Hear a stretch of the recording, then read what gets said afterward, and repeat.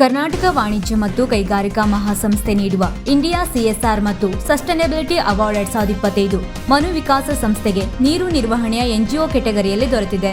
ಪ್ರಶಸ್ತಿಯನ್ನು ಕರ್ನಾಟಕ ಸರ್ಕಾರದ ಗೃಹ ಸಚಿವ ಡಾಕ್ಟರ್ ಪರಮೇಶ್ವರ್ ಅವರು ಸೆಪ್ಟೆಂಬರ್ 4ರಂದು ಬೆಂಗಳೂರಿನ FKCCIನ ಸರ್ MV ಆಡಿಟೋರಿಯಂನಲ್ಲಿ ನೀಡಿದರು.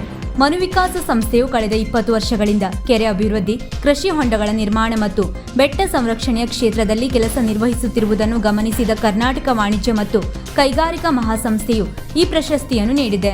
ಮನು ವಿಕಾಸ ಸಂಸ್ಥೆಯ ನಿರ್ದೇಶಕ ಗಣಪತಿ ಭಟ್ ಮತ್ತು ಗುರುದಾಸ್ ಪ್ರಭು ಈ ಪ್ರಶಸ್ತಿಯನ್ನು ಸ್ವೀಕರಿಸಿದರು. ಈ ಸಂದರ್ಭದಲ್ಲಿ ದೇಶದಾದ್ಯಂತ ಅನೇಕ ಸಂಘ ಸಂಸ್ಥೆಗಳು ಮತ್ತು ಕಂಪನಿಗಳ ಪ್ರತಿನಿಧಿಗಳು ಉಪಸ್ಥಿತರಿದ್ದರು.